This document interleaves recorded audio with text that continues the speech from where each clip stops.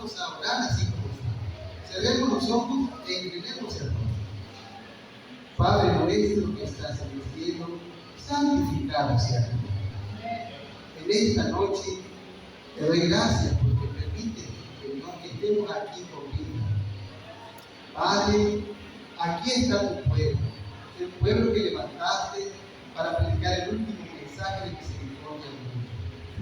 Llénanos de tu Santo Espíritu, capacítalos día a día para que venzan en todo momento. Que la ley de Dios sea escrita en su mente y en sus corazones y que Jesucristo sea una realidad para sus vidas. Que esa bendición que imploro por el pueblo tuyo también venga sobre el mundo, sobre este planeta, Padre. Sobre los que caminan quizás de espaldas a tu ley, a la cruz de Cristo. Y que esa bendición también alcance a mí y a mi familia. En el nombre de Jesús, amén. Bueno, vamos a ver nuestras Biblias en el libro de Mateo, capítulo 4. Vamos a analizar brevemente lo que sucedió aquí en el desierto, entre dos de las mentes más poderosas del universo, el Hijo de Dios y el ángel caído. Ahí en el desierto se iban a enfrentar dos personas que tenían gran capacidad o tienen gran capacidad de discernimiento, pero uno, el Hijo de Dios, representante de Dios, y el enemigo de las almas, aquel que traicionó a Dios en el cielo. Y eso que aparentemente es algo sencillo, realmente es algo muy profundo, porque a veces las personas podrían leer este capítulo, pero no es lo mismo leer este capítulo cuando uno acaba de comer y leer este capítulo cuando uno lleva 40 días sin comer, hermano. Es una gran diferencia que uno lea este capítulo 4 con un ayuno por lo menos de 4 días.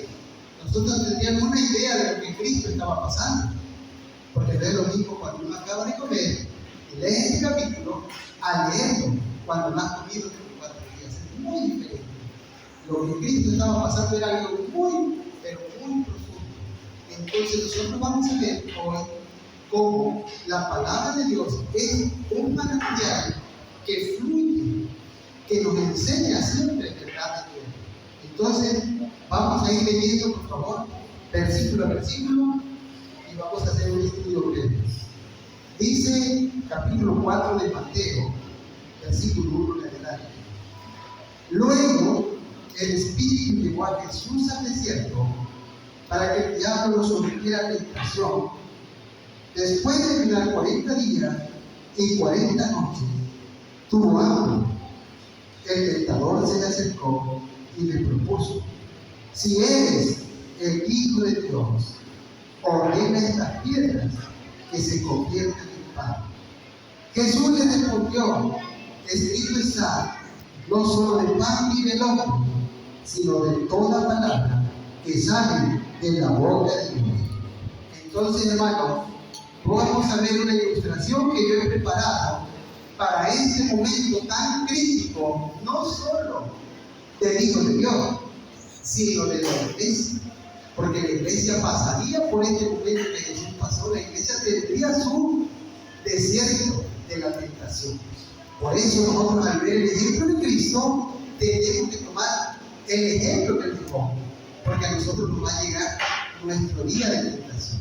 Entonces vamos a hacer un análisis breve de lo que ahí estaba pasando. Para eso he preparado a dos láminas que tienen una educación didáctica. Vamos a ver.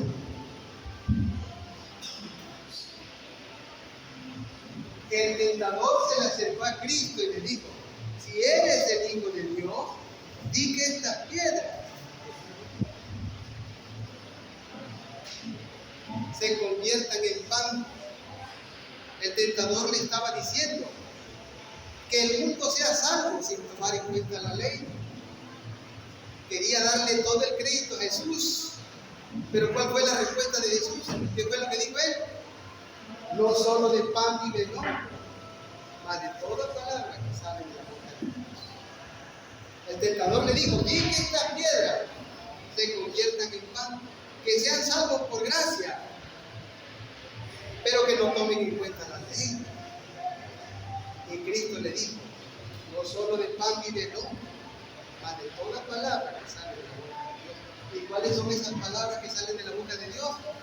Vamos al libro de Éxodo, capítulo 20, para ver a qué palabra se refería Cristo cuando le dijo: mas de toda palabra que sale de la boca de Dios.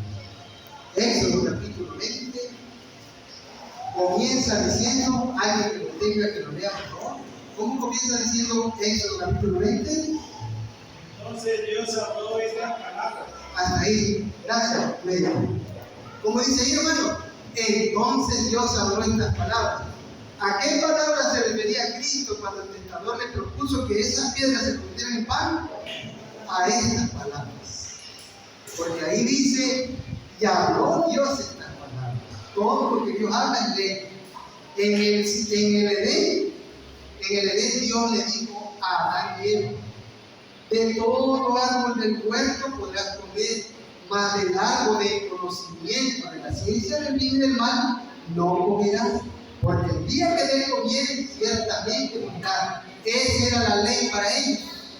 Para ellos esa era la ley, porque todo lo que Dios habla es ley. Es ley. Esa era la ley.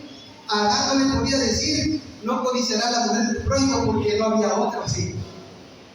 O no le podía decir: honra a tu padre y a tu madre, porque Adán fue formado por la mano de Dios.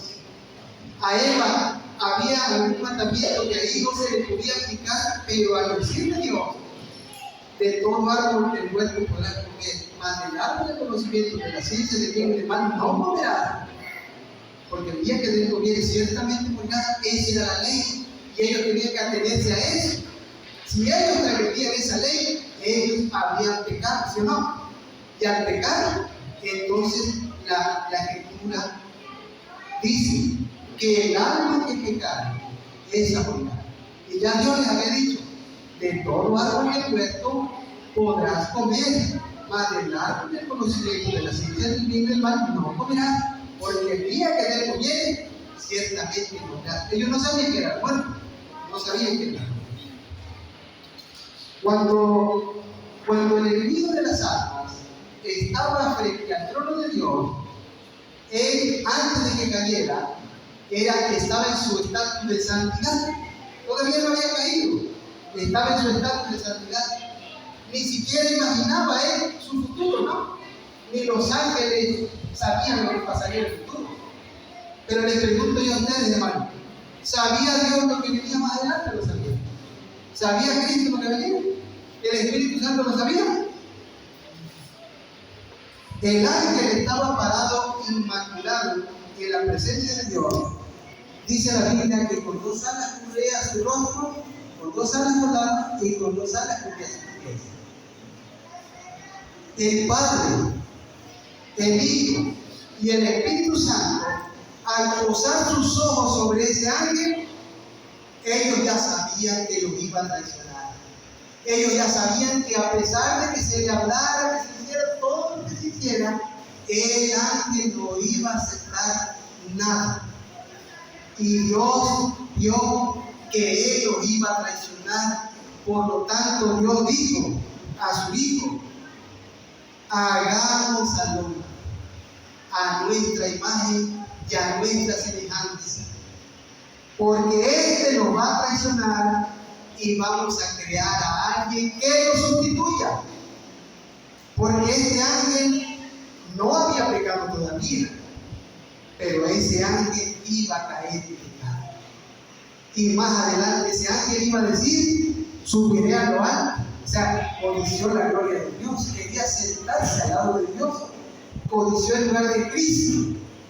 Pero Dios no le dio el lugar de la diestra de él, no se la dio a él, se la dio a otro. Dios creó a un ser llamado hombre, lo creó con más gloria que Lucifer, y Lucifer sintió celo. ¿Cómo es posible que haya un ser con más gloria que yo si yo soy el ser más hermoso de la creación? No. La corona de la creación no era Lucifer, no. La corona de la creación es el hombre. Aunque el hombre a veces anda cabizbajo y a veces anda derrotado por la vida, él fue creado con la capacidad de poder estar por encima de los ángeles. Ese es el lugar que le corresponde a los hombres y a las mujeres. Y los ángeles lo saben y trabajan por llevar al hombre a un grado de relación íntima con Dios que ni ellos mismos pueden sentir. Imagínate. Eso lo dice el linaje de Juan y lo decía a toda la gente. Los ángeles trabajan con los hombres para llevarlos a una relación más íntima con Dios que la que ellos mismos sienten. Pero el hombre no alcanza a creer eso. Porque si el hombre creyera esto, el hombre se aplicara. Porque Lucifer codició el lugar de la diestra de Dios, pero Dios no se lo dio a él. Se lo dio ¿a quién se lo dio? A Jesucristo. Jesucristo es Hijo de Dios, pero Jesucristo es hombre, ¿sí o no? El que está a la diestra de Dios es un hombre, lo entiende, sufrió calor, sufrió frío, sufrió muchas cosas que nosotros sufrimos. Podemos ir con confianza de él, ¿sí o no? Podemos ir con él nos entiende. Y Dios nos entiende, porque Dios todo lo sabe. Entonces, dado que Lucifer lanzó acusaciones no directas, sino unas acusaciones contra Dios que daban a entender de que Dios erraba, porque Lucifer decía que la ley de Dios necesitaba ser mejorada y que ellos, como seres de gran inteligencia, no necesitaban ser dirigidos por la ley de Dios, sino que ellos, por su cerebro inteligente, podían conducirse. Pero la realidad es, ¿a dónde está Lucifer actualmente? ¿A dónde está? Perdido para siempre. ¿Tenía razón él? No tenía razón. Entonces, habiendo sido expulsado del cielo, decidió desgraciarle la vida a otros seres inocentes que no tenían nada contra él, porque a la pareja santa, la de Eva, se le había alertado de que había un ángel rebelde, pero ese ángel rebelde, siendo que estaba lleno ya de malicia, iba a tentar a la santa pareja de Dios, pero lo iba a hacer camuflajear. Cuando los ángeles caídos fueron expulsados del cielo, no cayeron dentro del Edén, cayeron fuera, porque el poder de Dios impidió que ellos cayeran dentro del jardín, del huerto del Edén. Dice patriarcas y profetas que solamente a un ángel caído se le iba a permitir entrar al huerto del Edén a luchar contra el hombre, porque Adán fue creado por Dios con la capacidad de vencer a Lucifer. Adán tenía toda la capacidad de vencer a Lucifer, toda la capacidad lo dio Dios, y a Eva también. Cuando Lucifer estaba ya en la tierra, él decidió ser él mismo. No permitió que ninguno de los otros ángeles entrara a la lucha, sino que él decidió ser el que iba a entrar a luchar contra el hombre. Pero Lucifer, al ver a Adán, se dio cuenta que no tenía ninguna oportunidad, tenía Lucifer contra Adán, porque vio que Adán tenía más gloria que él. Entonces Lucifer empezó a estudiar a la santa pareja en el árbol de conocimiento de las ciencias del bien y del mal. Era el único lugar donde podía tentar. Pero Dios le dio la oportunidad a Lucifer de que tentara a la pareja, porque el hombre, antes de que estuviera fuera del pecado, fuera de toda maldad, el hombre tenía que triunfar, porque Dios lo quería en el cielo como representante de la tierra, porque cada cierto tiempo el hombre tendría que subir al cielo como príncipe de este mundo. Por eso en el libro de Job dice que un día venían los hijos de Dios, dice, ¿no? Y entre ellos venía Satanás. Pero ¿por qué venía Satanás? Si que tenía que ir a Adán. ¿Qué había pasado? Lo había vencido a través de Eva, y al caer Adán en pecado, Ahora el que se presentaba en el cielo fue el ángel caído y se le respetaba el lugar que tenía, porque el príncipe de este mundo al principio fue Adán, porque la Biblia dice que Dios iba a crear al hombre y lo iba a hacer señorear sobre la tierra, sobre los animales, sobre los peces. Dios a Adán le dio un señorío, un principal. Por eso cuando Cristo vino en la cruz, Cristo venció a Lucifer y entonces el señorío primero volvió a manos del Hijo de Dios. Por eso Cristo ahora es nuestro representante. Le costó a Cristo le costó la vida, le costó derramar sangre. Lo que Jesús hizo fue algo aún algodoso, no es algo que si lo analizas es algo sencillo, ¿no? Jesús entregó su vida para vencer a aquel que había vencido a Adán. Entonces, cuando Jesús le dijo, de toda palabra que sale de la boca de Dios, eso quiere decir que el hombre es salvo por gracia, pero debe tomar en cuenta que la ley de Dios es la que le señala el pecado. Porque el mundo cristiano quiere ser salvo por gracia, pero sin tomar en cuenta la ley de Dios. Y al no tomar en cuenta la ley de Dios, no hay un detector de pecado, porque la ley de Dios te señala el pecado. Por lo tanto, los judíos predican la ley, ¿cierto o no cierto? Los judíos predican la ley y los cristianos predican la gracia. Nosotros no podemos usurpar el lugar de los judíos, tampoco podemos usurpar el lugar de los cristianos. Los judíos están encargados de predicar la ley, los cristianos están encargados de predicar la gracia. Los adventistas del séptimo día, la labor que tienen es de predicar la ley y la gracia como una sola. No, nuestra función no es predicar la ley, nuestra función no es predicar la gracia, porque Dios ya dispuso a los judíos para predicar la ley y a los cristianos para predicar la gracia. La función de los adventistas es predicar la ley y predicar la gracia como una sola, para que el hombre pueda decir que no cojea, porque Jesús salva a los cojos, porque estaba dando una lección, que los judíos cojean porque caminan con la ley, los cristianos cojean porque caminan con la gracia, pero la adventista del séptimo día camina con la ley y camina con la gracia. Por eso dice el Salmo, dice la justicia. La justicia, ¿cuál es la justicia? Es la justicia. La justicia y la paz se encontraron. ¿En dónde se encontraron? En la cruz. La justicia y la paz se encontraron, la misericordia y la verdad se besaron. ¿Dónde ocurrió eso? En la cruz. Entonces, el mensaje del adventismo es la cruz de Cristo, pero en relación con el Sinaí. Ahora sí, préstame, casi termino. El Sinaí y el Calvario. ¿Cómo dice el Salmo? ¿O cómo dice la Escritura? Alzaré mis ojos al monte, ¿lo dice ahí? ¿A qué monte se refiere? ¿Al San Martín? ¿O a Santa Marta? No. Se refiere al Sinaí y al Calvario. Alzaré mis ojos al monte. Esta es la actitud del adventismo, de que predica la ley y la gracia como una sola.